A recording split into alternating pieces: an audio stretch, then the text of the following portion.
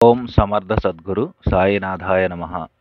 శ్రీరామకృష్ణ బోధామృతము అధ్యాయం 10 పారమార్థిక జీవన మార్గాలు, సాధనలో అవాంతరాలు, సంస్కారాల ప్రభావం, సిద్ధుల వల్ల ప్రమాదాలు, దాన ధర్మాలు, ఆహార నియమం, వస్త్రధారణ, శరీరాభిమానం, శరీర సంరక్షణం, కష్టాల పట్ల మనోవైఖరి, సహనం, మౌనం, వినయం, ఆత్మగౌరవం, నిష్కాపట్యం, కోరికలను జయించడం, స్త్రీల పట్ల మనోవైఖరి, భక్తుడు, సంసారం, ప్రార్థన, శ్రద్ధాభక్తులు. సాధనలో అవాంతరాలు 361. పిరికితనం, ద్వేషం, భయము రాజమేలే చోట భగవంతుడు గోచరించడు. 362. తక్కెడలోని బరువైన సిబ్బి కిందకి పోగా తేలికైనది పైకి లేస్తుంది. అలాగే తాపత్రయ భారంతో కృంగిపోయే వ్యక్తి సంసారంలో మునిగిపోతుంటే అంతటి తాపత్రయము ఉబలాటము లేని వ్యక్తి భగవత్పారాధార విందాలను ఆశ్రయించి ఉన్నతిని పొందుతాడు. 363. ఇతరుల గుణ అవగుణాలను గురించి చర్చిస్తూ కాలం గడిపే వ్యక్తి జీవనం వ్యర్థమైపోతుంది. ఎందుకంటే అతడి కాలం ఆత్మచింతలో కానీ పరమాత్మ చింతలో కానీ వినియోగపడడం లేదు. పైగా ఇతరుల మంచి చెడులను విమర్శించడంలో వ్యర్థమైపోతుంది. 364. మనసు ఎలాంటి దశలో ఉన్నప్పుడు భగవత్ సాక్షాత్కారం లభిస్తుంది? మనసు ప్రశాంతంగా ఉన్నప్పుడు భగవంతుడు సాక్షాత్కరిస్తాడు. మనస్సు అనే సరస్సును కోరికలనే గాడ్పులు కల్లోలపరుస్తుంటే అందులో దేవుడి ప్రతిబింబం గోచరించదు.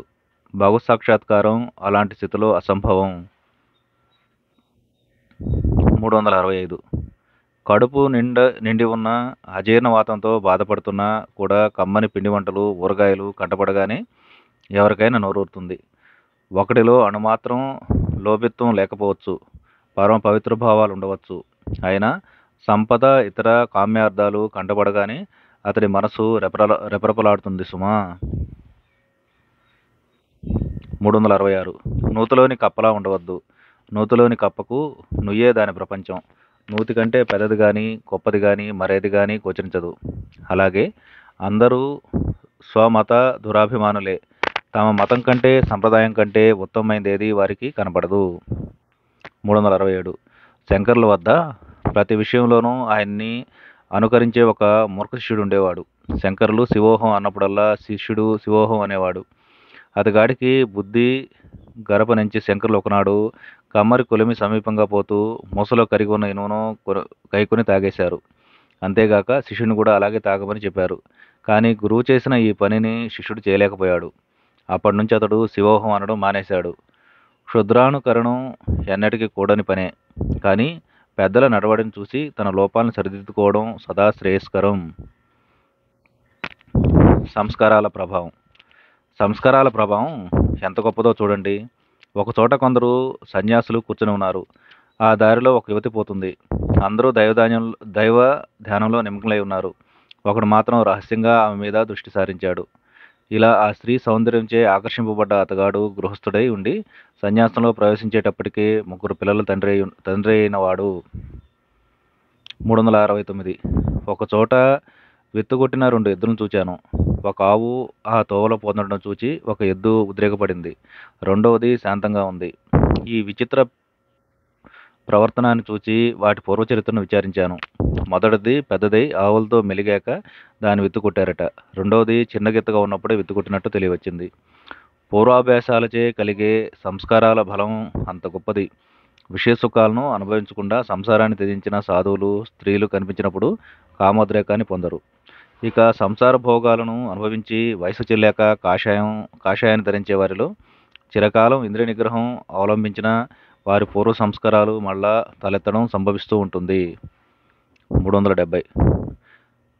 పాప ప్రవృత్తుల్లో చరించే మనస్సును మాలపల్లిలో వసించే కులీన బ్రాహ్మణుడితో పోల్చవచ్చు, లేదా పెద్ద నగరాల్లో వేశ్యలుండే స్థలాల్లో వసించే పెద్ద మనిషితో పోల్చవచ్చు. 371. శ్రీరామకృష్ణులతో ఒక పెద్ద మనిషి ఒకరోజు ఇలా అన్నాడు: నా కుమారుడు హరీసుడు పెద్దవాడవగానే వాడికి పెళ్లి చేస్తాను. అప్పుడు కుటుంబాన్ని వాడికి అప్పగించి సన్యాసించి నేను యోగాభ్యాసం ఆరంభిస్తాను. అందుకు గురుదేవులు ఇలా విమర్శనాత్మకంగా పలికారు: ఆ పక్షంలో భగవద్భక్తి సాధన చేయడానికి నీకెన్నడూ అవకాశం చిక్కనే చిక్కదు.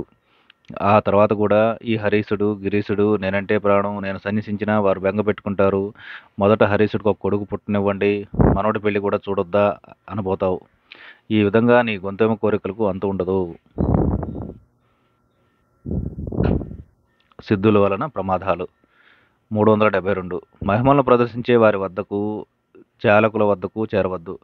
వారు భగవత్ సాక్షాత్కార పదాన్ని వీడి తిరుగాడేవారు. వారి మనస్సు యోగ సిద్ధుల్లో తగులుకొని ఉంది. బ్రహ్మ మార్గంలో మాయచే పన్నిన వలలివి. వీటిచే మోసపోక మెలకువ కలిగి వర్తించండి. సిద్ధులనెన్నడూ వాంఛించవద్దు. 373 రోగ నివారణ గావించడం, వాద్యాలు గెలవడం, నీళ్ళ మీద నడవడం మొదలైన వాటి కోసం తోడ్పడే యోగసిద్ధుల కోసం పాకులాడేవారు అల్పబుద్ధులు. పరమేశ్వర చరణాల విందములను తప్ప మరి దేన్ని నిజమైన భక్తులు ఆశ్రయించరు. 374 ఒకసారి శ్రీకృష్ణుడు అర్జునుడికి ఇలా తెలిపాడు: నువ్వు నన్ను పొందాలనుకుంటే నీ వద్ద అష్టసిద్ధుల్లో ఏదైనా ఒక్కటైనా ఉన్నంత వరకు కృతార్థుడు కాజాలడు. ఎందుకంటే సిద్ధులు మానవుడి అహంకారాన్ని పెంచి భగవంతుని మర్చిపోయేటట్లు చేస్తాయి. 375 ఒకడు 14 ఏళ్ళు అరణ్యంలో ఘోర తపస్సు చేసి చివరకు నీళ్ళ మీద నడవగల సిద్ధిని సముపార్జించాడు. ఈ సిద్ధి లభించిన బ్రహ్మానందంలో గురువు వద్దకు వెళ్ళి ఇలా అన్నాడు: గురుదేవా, నేను నీళ్ళ మీద నడిచే మహిమను పొందాను. అందుకు గురువు అతగాడిని ఇలా చివాట్లు పెట్టాడు: చీచి, 14 ఏళ్ళు పడ్డ శ్రమ ఇదా ఫలం? నువ్వు సంపాదించిన శక్తి కానీ విలువ చేయదు. 14 ఏళ్ళు పాటుపడి నువ్వు చేయగల కార్యాన్ని సామాన్య మానవులు పడవవాడికి ఒక కాణి ఇచ్చి చేయగలరు సుమా. 376 సిద్ధులను అశుద్ధం మాదిరి త్యజించాలి. పారమార్థిక సాధనల వల్ల, సంయమనం వల్ల వాటంతట అవే సిద్ధులు కలుగుతూ ఉంటాయి. కానీ సిద్ధుల మీద మనసు నిలిపేవారు వాటిలో తగులుకుని ఇక పురోగబుద్ధి పొందలేరు. 377 గుటికా సిద్ధి అనబడే అదృశ్య శక్తిని పొందిన చంద్రుడు అనే వ్యక్తి ఒకడున్నాడు. అతడు ఒక గుటికను తన వద్ద ఉంచుకుని తన ఇష్టం వచ్చిన చోటికి పోగలిగేవాడు. ఇతరులకు కనబడకుండా ఏ తావుకైనా ప్రవేశించగలిగేవాడు. మొదట్లో అతడు భగవంతుడి పట్ల భక్తి గలవాడై సాధనలో నిష్ఠాపరుడై ఉండేవాడు. ఏమైనా అతడు ఆ శక్తిని సంపాదించాక క్రమంగా తన క్షుద్రభోగ వాంఛల సంతృప్తికై ఆ శక్తిని వినియోగించుకోసాగాడు. నేను అతన్ని మందలించినా అతడు లక్ష్య పెట్టలేదు. అతడు ఇతరులను కూడా కనిపించకుండా ఒక పెద్ద మనిషి భవనంలో ప్రవేశించి ఆ కుటుంబంలో ఒక స్త్రీతో విచరించసాగాడు. దాని మూలంగా చివరకు తన సిద్ధిని పూర్తిగా కోల్పోయి పతితుడైపోయాడు. 378 ఒక్కొక్కప్పుడు సిద్ధుల వల్ల గొప్ప అనర్థాలు వాటిల్లుతాయి. ఒక గొప్ప సిద్ధుడి గురించి తోతాపురి నాతో ఇలా చెప్పాడు: ఆ సిద్ధుడు సముద్ర తీరంలో కూర్చుని ఉండగా పెద్ద తుఫాను చెలరేగింది. దానిచే చాలా బాధపడి ఆ సిద్ధుడు తుఫాను ఆగిపోగాక అనగానే తుఫాను ఆగిపోయింది. సరిగ్గా ఆ సమయంలోనే నిండార విప్పిన తెరచాపుతో అమిత వేగంగా సముద్రంలో ఒక ఓడ పోతుంది. హఠాత్తుగా గాలి స్తంభించడంతో ఆ తాకిడికి ఓడ మునిగిపోయి అందులోని వారంతా సముద్రపాలయ్యారు. అంతమందికి ప్రాణహాని కలిగించిన పాపం సోకడంతో ఆ సిద్ధుడు తన సిద్ధులన్నింటినీ కోల్పోవడమే కాకుండా నరకాన్ని కూడా పొంది పాప ఫలితం అనుభవించవలసి వచ్చింది. 379 నేను పంచవటి కింద సాధనలు చేస్తుండే కాలంలో గిరిజుడు అనే వ్యక్తి అక్కడికి వచ్చాడు. అతడు గొప్ప యోగి. ఒకసారి రాత్రి చీకట్లో నేను నా గదికి పోవలసి వచ్చింది. అప్పుడు అతడు తన చేతిని పైకెత్తగా అతడి బాహుమూలం నుంచి గొప్ప వెలుగు బయలుదేరి మార్గానంతా ప్రకాశవంతం చేసింది. నా హితవు విని ఆ మహిమను వినియోగించడం మానేసి అతడు బ్రహ్మ సాక్షాత్కారంకై మనసు మరుచుకున్నాడు. కొన్నాళ్లకు అతడికి ఆ శక్తి పోయినా ఆత్మోన్నతి పొందగలిగాడు. 380 యాచకుడు మహారాజాంతఃపురాలకు పోగలిగి గుమ్మడికాయ, పుచ్చకాయ వంటి అల్ప వస్తువుల కోసం యాచిస్తే చాలా తెలివి తక్కువగా ప్రవర్తించిన వాడవుతాడు. రాజరాజేశ్వరుడైన సర్వేశ్వరుడి ద్వారం వద్ద నిలబడి అమూల్యమైన భక్తి జ్ఞానాలను విడిచి భక్తుడు సిద్ధుల కోసం అర్థిస్తే అవివేకంగా వర్తించిన వాడవుతాడు. 381 గురుదేవుల యువ శిష్యులు ఒకడు ఇతరుల మనోభావాలను ముఖం చూడగానే గ్రహించే శక్తివంతుడయ్యాడు. పరమానంద భర్తుడై అతడు తన సిద్ధిని గురించి గురుదేవునితో ముచ్చటించగా గురుదేవులు మందలిస్తులా అన్నాడు: సిగ్గు సిగ్గు నాయన, నీ శక్తి సామర్థ్యాలు ఇలాంటి క్షుద్ర విషయాల నిమిత్తం వ్యర్థం చేసుకోకు. 382 ఒక శిష్యుడు దూరంలో జరిగే సంగతులు తనకు ధ్యాన సమయంలో ప్రత్యక్షంగా గోచరిస్తాయని, ఆ సమయంలో కొందరు ఏం చేస్తున్నది చూడగలిగానని, తర్వాత విచారించగా అవి వాస్తవాలని రుజువయ్యేవని గురుదేవులతో చెప్పాడు. అందుకు గురుదేవులు అతడికి ఇలా చెప్పాడు: నాయనా, కొన్ని రోజుల వరకు ధ్యానాన్ని ఆపివేయి. బ్రహ్మ సాక్షాత్కారానికి ఈ శక్తులు అడ్డు తగులుతాయి సుమా. దాన ధర్మాలు 383. జనం సమారాధనలు ఎందుకు చేస్తారు? సర్వభూతాల్లోనూ వైశ్వానర రూపుడై ఉన్న భగవంతుడికి ఆహుతి వసగటమే కదా మీ అభిప్రాయం. అయినా దేవుడి పట్ల భయభక్తులు లేని దుర్మార్గులు, వ్యభిచారులు మొదలైన వారిని అలాంటి సమారాధనకు ఎన్నడూ ఆహ్వానించరాదు. వారు కూర్చున్న చోట ఎన్ని బారులు లోతు దాకా భూమి మైలపడిపోయేటంతటి మహాపాపాలను చేసి ఉంటారు. దాన ధర్మాలు 383. మళ్ళీ చదువుతున్నాను. జనం సమారాధనలు ఎందుకు చేస్తారు? సర్వభూతాల్లోనూ వైశ్వానర రూపుడై ఉన్న భగవంతుడికి ఆహుతి వసకటమే కదా మీ అభిప్రాయం. అయినా దేవుడి పట్ల భయభక్తులు లేని దుర్మార్గులు, వ్యభిచారులు మొదలైన వారిని అలాంటి సమారాధనలకు ఎన్నడూ ఆహ్వానించరాదు. వారు కూర్చున్న చోట ఎన్నో బారల లోతు దాకా భూమి మైలపడిపోయేంతటి మహాపాపాలను చేసి ఉంటారు. 384. ఒకప్పుడు ఒక కసాయివాడు ఒక ఆవును దూరంలో ఉన్న గోవధశాలకు తోలుకుపోతున్నాడు. ఆ కసాయివాడు దాన్ని క్రూరంగా కొట్టడం వల్ల ఆవు వాడిని తిప్పలు పెట్టసాగింది. దానిని తోలుకుపోవడం వాడికి కష్టసాధ్యమైంది. అలా చాలాసేపు శ్రమపడి మధ్యాహ్నానికి ఎలాగో ఒక గ్రామం చేరుకున్నాడు. ఎంతో అలసిపోయి సమీపంలోని ఒక ధర్మసత్రానికి వెళ్ళి ఉచిత భోజనం చేశాడు. సుష్టుగా తినడంతో బాగా తేరుకుని సులువుగా ఆవును వధశాలకు చేర్చగలిగాడు. ఆ గోవధ పాపంలో కొంత భాగం కసాయివాడికి అన్నదానం చేసిన దాతకు సంప్రాప్తమైంది. కాబట్టి అన్నాదుల్లో కూడా దానాన్ని గ్రహించేవాడు దాన్ని దుర్మార్గ కృత్యాలకై వినియోగించే దుష్టుడు కాడు కదా అని వివేచించి మరీ చేస్తుండాలి. 385. విధి ఇలాంటిది. పూర్వజన్మలో బాగా దాన ధర్మాలు చేసిన వారు ఈ జన్మలో భాగ్యవంతులై పుడుతుంటారు. కానీ ఈ ప్రపంచం భగవంతుడి మాయ. మాయ అనే అవక్రమాలతో కూడుకుని ఉంది. మాయను ఎవరు గ్రహించలేరు. ఆహార నియమం, వస్త్రధారణం 386. సన్యాసులు కాషాయ వస్త్రాలు ధరించడం ఎందుకు? వస్త్రధారణలో ఏముంది? కాషాయ వస్త్రాల్లో మనసులో పవిత్ర భావాలను స్ఫురింపజేస్తాయి. కాషాయ వస్త్రాలు మనసులో పవిత్ర భావాలను స్ఫురింపజేస్తాయి. అరిగిపోయిన చెప్పులను, చినిగిపోయిన దుస్తులను ధరించిన వ్యక్తికి తన దైన్యస్థితి తలపుకు వస్తుంది. నీటైన కోటును, పంట్లామను, విలువగల బూట్లను ధరించినప్పుడు సహజంగా ఎవడైనా అహంభావంతో పొంగుతూ ఉంటాడు. నల్లంచు సన్నని రవిశెల దోవతిని కట్టుకుంటే అది అతడికి ఎక్కడలేని ఉల్లాసాన్ని కలిగిస్తుంది. అలాంటి వాడు శృంగార గీతాలను కూడా ఆలపిస్తాడు. కాషాయ వస్త్రాలను ధరించడం చేత సహజంగా మనసులో పవిత్ర భావాలు స్ఫురిస్తాయి. స్వతహాగా వస్త్రధారణలో ఏ విశేషము లేకున్నా ఆయా వేషాల చేత ఆయా భావాలు కలుగుతుంటాయి. 387. కంచె వేసి మొక్కను కాపాడాలి. లేకుంటే గొడ్డు గోద అల్లరి పిల్లలు దాన్ని ధ్వంసం చేయవచ్చు.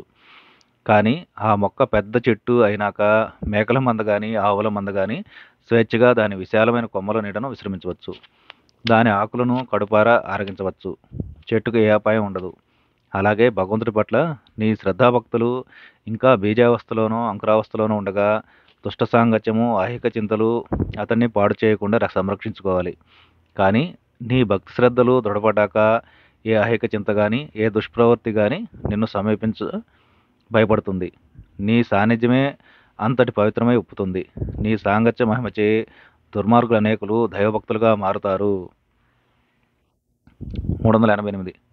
ఒక విద్యార్థి శ్రీరామకృష్ణుని దర్శించి ఇలా అడిగాడు, అయ్యా, ఒకే దేవుడు సర్వభూతాల్లోనూ సంస్థుడై ఉండగా ఎవడి చేతి ఆహారాన్ని గైకున్న హాని ఏమిటి? నువ్వు బ్రాహ్మణుడువా అని గురుదేవులు అడగా అతడు అవునన్నాడు. అప్పుడు గురుదేవులు ఇలా అన్నాడు, అందువల్లే నువ్వు నన్ను ఇలా అడిగావు. నువ్వు ఒక అగ్గిపులను వెలిగించి దాని మీద ఇన్ని ఎండుకట్టెలను పడవేసావనుకో, ఏమవుతుంది? వాటిచే కప్పబడి మంట ఆరిపోతుంది అని విద్యార్థి బదులిచ్చాడు. మళ్ళీ గురుదేవులు ఇలా అన్నాడు, కారు చిచ్చు మండుతుంటే ఇన్ని పచ్చి అరటి బోదలు తెచ్చి దానిలో వేసావనుకో, అవి ఏమవుతాయి? ఒక్క క్షణంలో భస్మైపోతాయని విద్యార్థి జవాబిచ్చాడు. అప్పుడు గురుదేవుడు ఇలా యోధించారు, ఆ విధంగా నీలో ఆధ్యాత్మిక శక్తి చాలా దుర్బలంగా ఉన్నప్పుడు విచక్షణ లేకుండా అడ్డమైన వారి చేతి నుంచి తింటుంటే ఆ రవ్వంత శక్తి కూడా అణిగిపోవచ్చు. ఇదే దీనిలోని ప్రమాదం. కానీ ఆ శక్తే ప్రబలంగా ఉన్నప్పుడు నువ్వు ఎలాంటి ఆహారం స్వీకరించినా బాధ లేదు. 389. నేను ఒకప్పుడు ఒక మహమ్మదీయ గురువుచే ఉపదేశం పొంది చాలా రోజులు అల్లా నామస్మరణ చేస్తూ వారి ఆచారాన్ని అవలంబిస్తూ వారి ఆహారాన్ని తినేవాడిని. ఆ రోజుల్లో నేను కాళీమాత ఆలయానికి పోజాలేకపోయాను. అంతేగాక హైందవ దేవత నామస్మరణ కూడా నాకు సాధ్యం కాలేదు. 390. శ్రాద్ధ సమయాల్లో పెట్టే భోజనం తినవద్దు. అలాంటి భోజనం భక్తి విశ్వాసాలను నశింపజేస్తుంది. అంతేగాక శ్రాద్ధ కర్మాదులతో జీవనం చేసే పురోహితుడి ఇంట్లో కూడా భుజించకు. 391. ఆహార విషయంగా లభించినది తినతగదా? శ్రీరామకృష్ణులు: అది మన ఆధ్యాత్మిక స్థితి అనుసరించి ఉంటుంది. జ్ఞాన మార్గంలో దానివల్ల హాని వాటిల్లదు. జ్ఞాని భుజించేటప్పుడు కుండలయాగ్నికి దాన్ని ఆహుతిగా ఇప్పిస్తాడు. కానీ భక్తుడి విషయం వేరు. భక్తుడు తన ఇష్టదైవానికి నిరపేక్షణీయంగా నివేదన చేయదగ్గ పవిత్రాహారాన్ని మాత్రమే భుజించాలి. మాంసాహారం భక్తుడికి తగదు. కానీ ఒకడు పంది మాంసాన్ని తిని జీవించని భగవంతుడి పట్ల అనురక్తుడై ఉన్నాడా, అతడు ధన్యుడని చెప్పవలసి ఉంటుంది. మరొకడు హవిష్యాన్ని తింటున్న కామినీ కాంచనాలతో అతడి మనసు తగులుకుంటే వాడు పరమ నిర్భాగ్యుడని గ్రహించు. 392.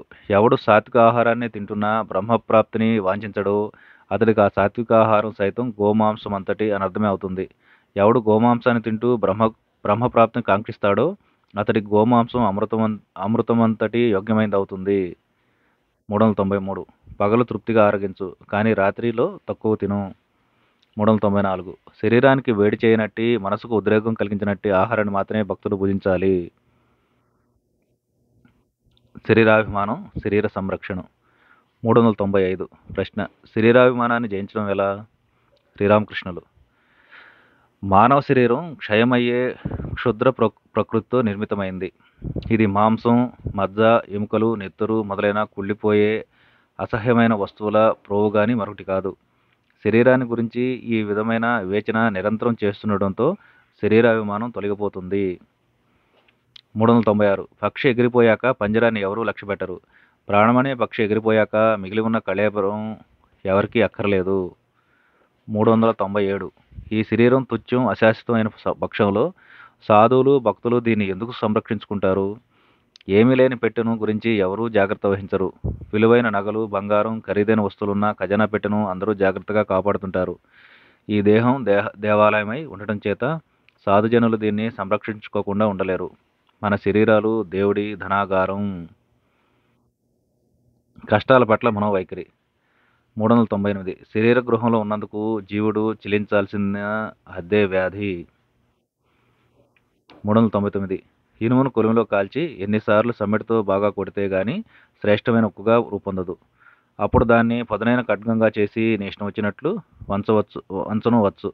అదేవిధంగా ఆపదలనే కొలిమిలో మానవుడు అనేకసార్లు తపించి లోకలు పెట్టే బాధలు, సమ్మెట దెబ్బలు బాగా తింటేనే గాని పవిత్రుడు, వినమ్రుడు అయిన దైవ సాన్నిధ్యాన్ని పొందడానికి అర్హుడు కాలేడు.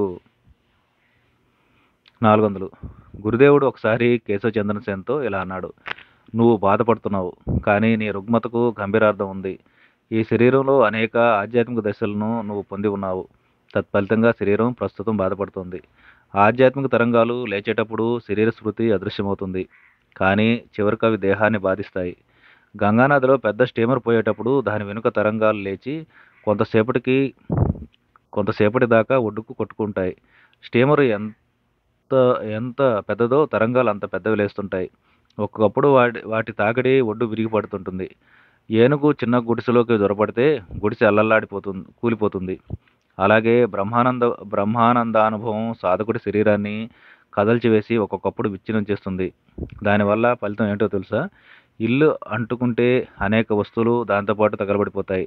అలాగే జ్ఞానాగ్ని కామ క్రోధాది శత్రువులందరినీ ధ్వంసం చేసి చివరకు నేను నాది అనే స్పృహను కూడా నశింపజేస్తుంది. తీవ్రమైన ఆ ఆఘాతంతో శరీరం శిథిలమైపోతుంది. అంతా పూర్తయిందని నువ్వు అనుకోవచ్చు, కానీ అహంకార వాసన లేసి ఉన్నా కూడా భగవంతుడు నిన్ను ముక్తిని చేయడు. నువ్వు ఒక వైద్యశాలలో రోగిగా ప్రవేశిస్తే పూర్తిగా నీ వ్యాధి నివారణ కాకుండా నిన్ను విడుదల చేయరు కదా. 401. కేశవ చంద్రసేనకు జబ్బు చేస్తున్నప్పుడు గురుదేవులు అతన్ని చూసి ఇలా అన్నారు: తోటమాలి ఒక్కొక్కప్పుడు గులాబీ మొక్కల వేళ్ల మీద మంచు పడేటట్లు వాటి మీద మట్టిని తొలగిస్తాడు. పువ్వులు పెద్దవడానికి ఒక్కొక్కప్పుడు వేళ్లను కొన్నిటిని కత్తిరిస్తుంటాడు. నువ్వు ఇంకా ఘనతర కార్యాలు నిర్వర్తించడానికి భగవంతుడు ఈ విధంగా నిన్ను ఆయత్తపరుస్తున్నాడు కాబోలు. 402. గురుదేవుల వ్యాధిని గురించి తన మనోవైఖరిని ఇలా వెల్లడించారు: వ్యాధి దాని పనిని అది సాగించనివ్వు. శరీరం బాధపడనివ్వు. మనసా, నువ్వు మాత్రం ఆనందంలో నెలకొని ఉండు. 403 శరీరానికి ఎలాంటి కష్టాలు వాటిల్లినా సుఖాలు ప్రాప్తించినా నిజమైన భక్తుడు ఎన్నడూ జ్ఞానదీప్తిని శక్తిని కోల్పోడు. అతడి శ్రద్ధాభక్తులు ఎన్నడూ కుంటుపడవు. అతడి జ్ఞానతేజం క్షీణించదు. పాండవులకు ఎలాంటి ఘోరోపరాధాలు వాటిల్లాయో చూడండి, కానీ క్షణమైన వారు జ్ఞానతేజాన్ని కోల్పోయారా? సహనం. 404 వంగ అక్షరమాలలో శ, ష, స అనే 3 అక్షరాల కంటే మరేవి ఒకే రీతిలో ఉచ్చరించబడవు. ఇలా ఈ 3 సహించు సహించు సహించు అని మనకు బోధిస్తున్నాయి. అక్షరాభ్యాసం చిన్ననాటి నుండి సహనాన్ని అలవరుచుకోవాలని మనకి ఇవి తెలుపుతున్నాయి. మానవులకు సహనమే ప్రధాన గుణం. 405 ఆ కమ్మరివాడి దాగల్ని చూడండి, దాన్ని సమ్మెటతో ఎలా కొడుతున్నారో కాంచండి, అయినా ఇసుమంత కూడా అది కదలటం లేదే. శాంతిని ఓర్మిని మానవులు ఈ దాగల నుంచి నేర్చుకుంటారు గాక. మౌనం. 406 నీ భక్తి విశ్వాసాలను మనోభావాలను నీ వద్దే గోప్యంగా ఉంచుకో. నలుగురు ముందు వాటిని వెల్లడించకు. వెల్లడిస్తే నీ గొప్ప నష్టం వాటిల్లుతుంది. 407 మానవుడు తన పారమార్థిక సాధనలను ఎంత గోప్యంగా ఉంచితే అంత శ్రేయస్కరము. వినయం ఆత్మగౌరవం. 408 అహంభావానికి పతనమే ఫలితం. కాకిని చూడండి, అది తానెంతో బుద్ధిశాలి అనుకుంటుంది. అది ఎప్పుడూ వలలో చిక్కదు. ఏమాత్రం అపాయం కనిపించినా తప్పించుకుని పోతుంది. ఎంతో నేర్పుతో దొంగలించి మేతను సముపార్జించుకుంటుంది. కానీ పాపం ఆ ప్రాణి అశుద్ధం తినక తప్పట్లేదు. మితిమీరిన దాని తెలివితేటలకు ఇది ఫలం. వంచనకు ఇదే పర్యవసానం. 409 ఘనత వహించాలంటే వినయం కలిగి ఉండాలి. భరద్వాజ పక్షి గూడు కిందగా నేల దాపునే ఉంటుంది, కానీ అది ఎంత ఎత్తుకు ఎగురుతుందో చూడండి. మిట్ట భూమి వ్యవసాయానికి పనికిరాదు. వ్యవసాయానికి కావలసిన వారు నీరు నిలవడానికి పలపు భూమే కావాలి. అలాగే గర్వంతో మిట్టిపడే హృదయం సాధకుడికి పనికిరాదు. 410 పళ్లతో భారవంతమైన చెట్లు ఎప్పుడు వంగి ఉంటాయి. నువ్వు ఘనుడు కాదలిస్తే వీటి మాదిరి అణుకోగలిగి ఉండు. 411 గౌరవ సూచికంగా ఇతరులు కేవలం తల వంచినట్లయితే మనం సాగిలపడి పూజించాలి. ఇదే మన ధర్మం. 412 నేను ప్రసంగిస్తున్నాను కాబట్టి మీరంతా వచ్చి వినాలి అని అహంభావం ప్రచారకుడి మాదిరి మనం అహంభావం పొందరాదు. అహంభావానికి నిలయం అజ్ఞానం. జ్ఞానాగ్నిలో ఇది నిలవలేదు. ఎవరు నిరహంకారో నిష్కపట చిత్తుడో అతడికే జ్ఞానలబ్ధం కలుగుతుంది. వాననీరు పల్లపు నేలలో నిలబడుతుంది, మెట్ట నుండి కొట్టుకుని పోతుంది. మిట్టపడే వారి హృదయం నుంచి జ్ఞానం కొట్టుకుని పోతుంది. 413 తక్కెడలో భారవంతమైన సిబ్బి కిందకు పోగా తేలికనేది పైకి లేస్తుంది. అర్హుడు సమర్థుడు ఎప్పుడు అణుకో కలిగి ఉంటాడు, మూర్ఖుడు మిట్టిపడుతూ ఉంటాడు. 414 పెనుగాలిచే కొన పోబడే పులివిస్తరాకు మాదిరిగా నిగరుగా ఉండు. 415 సూదిలో దారాన్ని ఎక్కించాలనుకుంటే తరిగా లేని పోగులను తొలగించి దారాన్ని కొన తెలియటట్లు పెనాలి. అప్పుడు దారం సులువుగా సూది బెజ్జంలోకి ఎక్కగలదు. నీ మనోబుద్ధులను భగవంతుడి మీద ఏకాగ్రం చేయదలిస్తే కకావికలైన కోరికలను త్రోసి అహంకారాన్ని విడి వినమ్రుడవై దీనభావం వహించు. 416 అనేకులు వినయం ప్రదర్శించనించి నేను బురదలో పుల్లాడే పాములాంటి వాడినండి అంటుంటారు. ఈ తీరులో తాము పురుగులమని భావించుకుంటూ కాలక్రమాన వారు పురుగుల మాదిరి ఆత్మ బలహీనతలవుతారు. దైన్యాన్ని నీ మనసులో జ్వరబడనివ్వకు.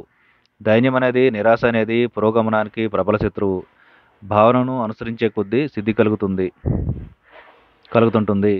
417 మౌనం ఉన్నవాడే మానవుడు, ఇతరులంతా మానవ మాత్రులు.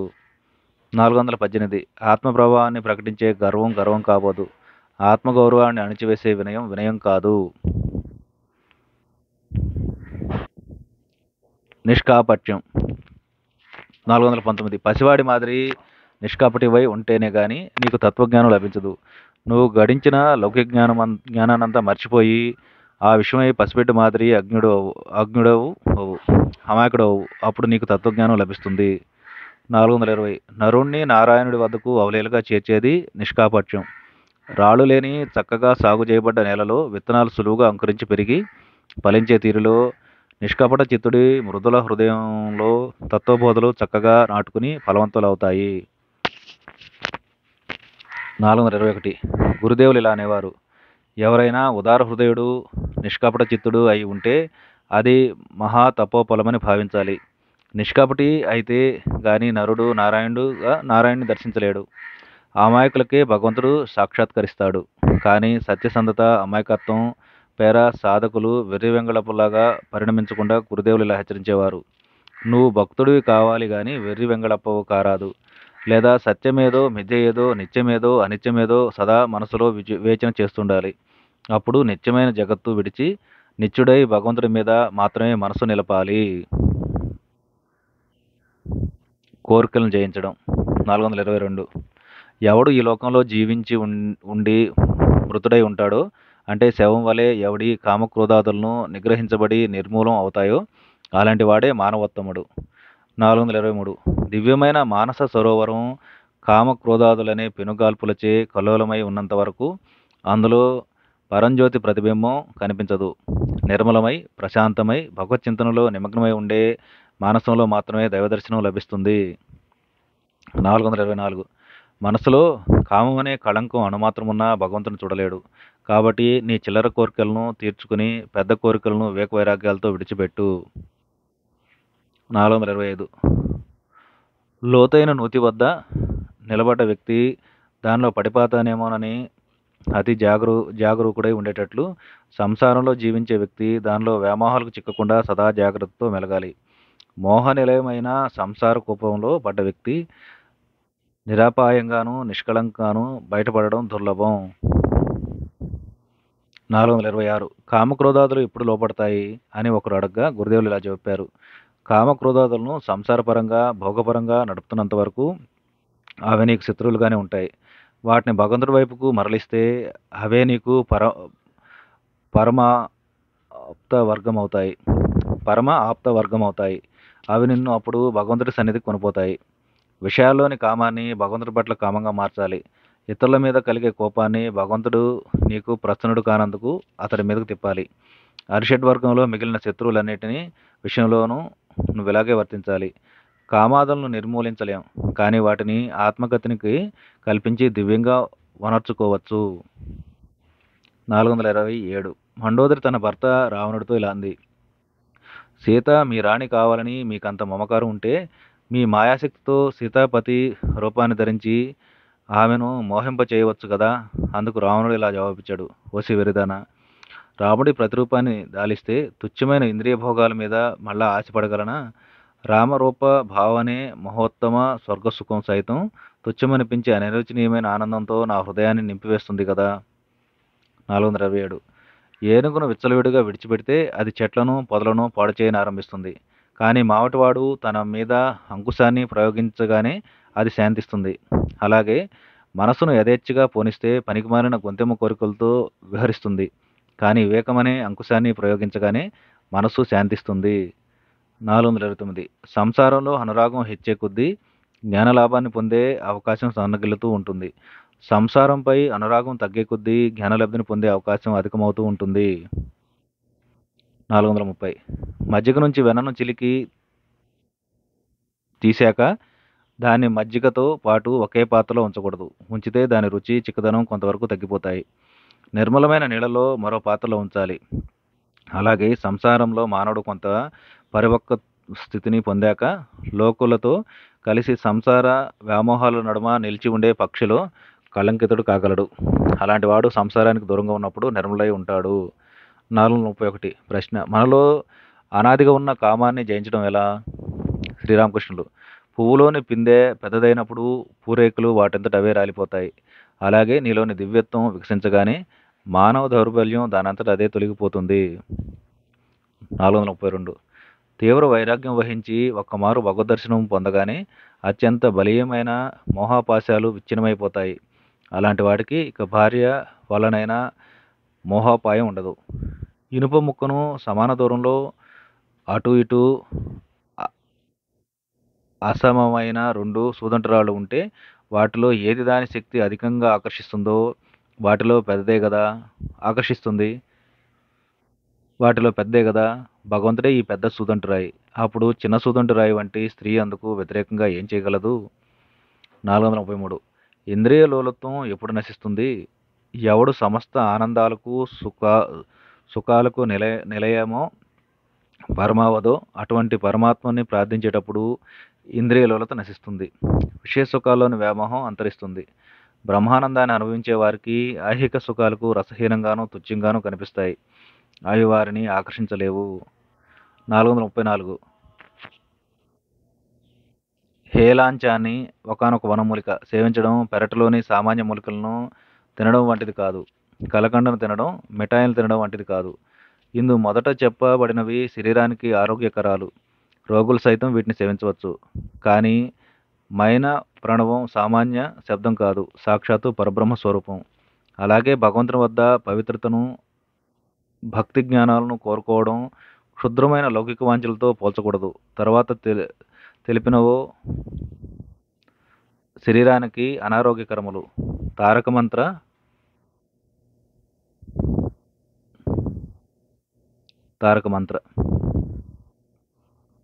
స్త్రీల పట్ల మనోవైఖరి. 435 స్త్రీలందరూ జగన్మాత అంశాలే కాబట్టి అందరూ వారికి తల్లుల మాదిరి భావించాలి. 436 స్త్రీలు యోగ్యులైనా అయోగ్యులైనా పతివ్రతలైనా కాకపోయినా పోనివ్వండి, వారిని ఆనందమయి అయినా ఆ జగజ్జనని దివ్యస్వరూపాలుగా చూడాలి. 437 ప్రశ్న: స్త్రీలను మేమెట్లా చూడాలి? శ్రీరామకృష్ణులు: ఎవరు బ్రహ్మజ్ఞానాన్ని పొంది ఉన్నాడో అలాంటి వ్యక్తి వారిని చూసే విషయంలో భయపడడు. అతడు వారికి తాత్విక దృష్టితో అంటే జగజ్జనని అంశాలుగా కాంచుతాడు. కాబట్టి వారి పట్ల గౌరవ మర్యాదలు చూపడమే కాకుండా కుమారుడు తల్లి మాదిరి సాక్షాత్తు వారిని అతడు పూజిస్తాడు. 438 కామాన్ని మేము ఎలా జయించాలి? శ్రీరామకృష్ణులు: స్త్రీలందరినీ నీ తల్లి మాదిరిగా భావించు. స్త్రీల పాదాల వైపు చూడు గాని ముఖం కేసి ఎన్నడూ చూడవద్దు. ఇలా చేస్తే మనసు నుంచి దుష్టచింతలు పలాయనమవుతాయి. 439 భర్తతో కాపురం చేస్తూ కూడా బ్రహ్మచర్యాన్ని పాటించే స్త్రీ సాక్షాత్తు జగజ్జనని. 440 ప్రశ్న: తంత్రశాస్త్రాల్లో బోధించేటట్లు స్త్రీ సాంగత్యంతో సాగించబడే భక్తి సాధనల గురించి మీ అభిప్రాయం ఏమిటి? శ్రీరామకృష్ణులు: అది నిరాపాయమైన మార్గాలు కావు, అంతేకాక దుర్లభాలు, భ్రమ ప్రమాదాల్లో కూడుకున్నవి.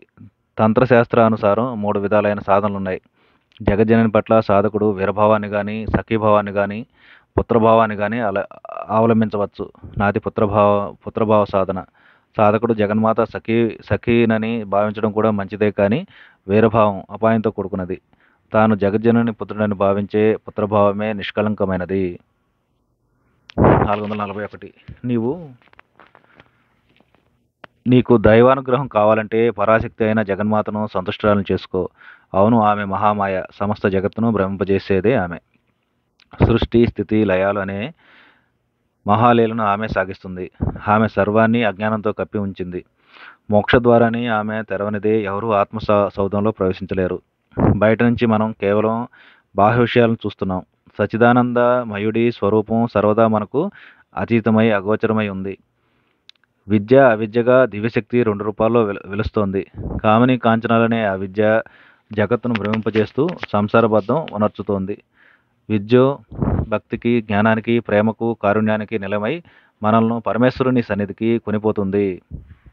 ఈ అవిద్యాశక్తి సంతుష్టి చేయడానికే శక్తి పూజ విధించబడి ఉంది. ఇందుకు వివిధ మార్గాలున్నాయి. సాధకుడు తనను ఆమె సఖిగా కానీ, భర్తగా కానీ, బిడ్డగా కానీ భావించుకోవచ్చు. శక్తి సాధన అంటే మాటలు కాదు, మహా కఠినమైన ప్రమాదకరమైన సాధనలతో కూడుకుని ఉంది. జగజ్జనని సఖిననే భావంతో నేను 2 ఏళ్ళు సాధన చేశాను. అయినా నాది పుత్రభావం, శిశుభావం. నాకు ఏ స్త్రీ పాలనలు అయినా నా తల్లి పాలనల మాదిరిగా గోచరిస్తాయి. స్త్రీలందరూ శక్తి స్వరూపాలు. వివాహ సమయంలో ఈ దేశ పశ్చిమ ప్రాంతంలో వరుడి చేత ఒక ఖడ్గాన్ని పుచ్చుకుంటాడు, వంగదేశంలో ఆడకత్తిని పుచ్చుకుంటాడు. సాక్షాత్తు శక్తి స్వరూపుడైన వధువు సాయంతో వరుడు తాను మాయాబంధాలను విచ్ఛిన్నం చేస్తాడని దీని భావం. ఇదే వీరభావం. కానీ దీన్ని ఎన్నడూ అవలంబించలేదు. నేను అవలంబించేది శిశుభావం. భక్తుడు సంసారం. 442 సాధకుడైన తన భర్తతో భార్య మీరు నన్ను సముచితంగా చూడకపోతే నేను ఆత్మహత్య చేసుకుంటానని పలుకుతుందనుకోండి, అప్పుడు అతడు ఏం చేయాల్సి ఉంటుంది? శ్రీరామకృష్ణుడు: అలాంటి భార్యను విడిచివేయాలి. మోక్ష సాధనకు అడ్డు వచ్చే భార్యను విడవలసిందే. ఆమె ఆత్మహత్య చేసుకొని మరేదైనా చేసుకొని. బ్రహ్మ మార్గానికి అడ్డు తగిలే భార్య విద్యాస్వరూపిణి.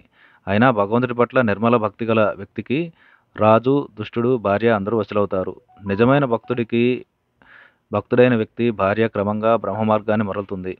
భర్త యోగ్యుడైతే భగవత్కృపతో భార్య యోగ్యురాలవుతుంది. 443 తల్లిదండ్రులు మనిషికి ప్రధానం. వారు సంతుష్టులు కానిదే ఏ సాధనలు ఫలించవు. చైతన్యుని చూడండి. భగవద్భక్తి పరవశుడై ఉండి తాను సన్యాసాన్ని స్వీకరించడానికి ముందు తల్లిని సమాధానపరచడానికి ఎంత శ్రమపడ్డాడో. అమ్మా దుఃఖించకు, అప్పుడప్పుడు వచ్చి నిన్ను దర్శిస్తుంటానని చెప్పాడు. దేవతల రుణం, ఋషుల రుణం, పితరుల రుణం, భార్య రుణం అంటూ మానవుడు తీర్చాల్సిన రుణాలు ఎన్నో ఉన్నాయి. తల్లిదండ్రుల రుణాన్ని తీర్చకపోతే ఏ కర్మ ఫలించదు. భార్య పట్ల తీర్చాల్సిన రుణం ఉంది. తన భార్యను విడిచిపెట్టి హరీశుడు ఇక్కడున్నాడు. ఆమెకేదో జీవనోపాధి కల్పించకపోతే నేను అతగాడిని నీచుడంటాను. రామప్రసన్నుడు ఎంతసేపు హఠయోగికి నల్లమందు పాలు సమకూర్చడంలో దేవులాడుతున్నాడు. మనువు సాధుసేవను విధించి ఉన్నాడని అతడు అంటాడు. అతడు ఇలా తిరుగుతుంటే ఇతడి ముసలి తల్లి తినడానికి లేక పస్తుండవలసి వస్తోంది. ఆ తల్లి తానే బజారుకు పోవాలి. ఈ వ్యవహారం చూసి నాకు ఒళ్ళు మండుతోంది. 444 ఒక విషయాన్ని పరిగణించాలి. మానవుడు భగవత్ప్రేమలో ఉన్మత్తుడైతే అలాంటి వ్యక్తికి తల్లి ఎవరు, తండ్రి ఎవరు? భగవంతుని అతడు అమితంగా ప్రేమిస్తాడు. ప్రేమానుమత్తుడవుతాడు. అతడికి ఇక కర్తవ్యం అనేది ఉండదు. అతడు అన్ని బాధ్యతల నుంచి ముక్తుడవుతాడు. ఈ స్థితిని పొందిన వ్యక్తి ప్రపంచాన్నే మర్చిపోతాడు. సర్వులకు ప్రాణతుల్యమైన శరీరాన్ని గురించి అతడికి స్పృహ ఉండదు. 445 లోకంలో అందరికీ తల్లిదండ్రులు ఎంతో పూజార్హులు. వారు జీవించి ఉన్నంత వరకు శక్తి కొద్దీ వారిని సేవించాలి. మరణానంతరం యథోచితంగా వారికి శ్రాద్ధకర్మ నిర్వహించాలి. పుత్రుడు గర్భదరిద్రుడై ఉన్న, శ్రాద్ధం జరిపించడానికి శక్తిహీనుడై ఉన్న వనానికి పోయి తన ఆసక్తిను ఎంచి కన్నీరు విడవాలి. అప్పుడు తల్లిదండ్రుల పట్ల రుణముక్తుడవుతాడు. భగవద్ విషయంలో తనకు అడ్డు వచ్చేటప్పుడు మాత్రమే ఎవడైనా తల్లిదండ్రుల పట్ల అవేదుడై ప్రవర్తించవచ్చు. దానిచే అతడికి పాపం రాదు. అందుకు ఉదాహరణ ప్రహ్లాదుడు తన తండ్రిని ఎంత వలదన్నా హరినామస్మరణ చేయడం మానలేదు. ఇలాగే ధ్రువుడు తల్లి బతిమాలిన తపస్సు కోసం అరణ్యాలకు పోవడం మానుకోలేదు. ఇందులో వారు చేసింది తప్పిదం కాదు. ప్రార్థన శ్రద్ధాభక్తులు. 446 భగవంతుని బిగ్గరగా ప్రార్థించవచ్చా? శ్రీరామకృష్ణులు అతన్ని నీ ఇష్టం వచ్చిన తీరులో ప్రార్థించు. భగవంతుడు నీ ప్రార్థనను ఆలకించి తీరుతాడు. చీమ చిటుకుమన్నా భగవంతుడు వింటాడు. 447 ప్రార్థన వల్ల ఏదైనా ప్రయోజనం ఉంటుందా? శ్రీరామకృష్ణులు లేకేమీ తప్పక ఉంది. ప్రార్థించేటప్పుడు మనస్సును వాక్కును ఐక్యం చేస్తే భగవంతుడు అలాంటి ప్రార్థనను ఆలకించి సఫలం చేస్తాడు.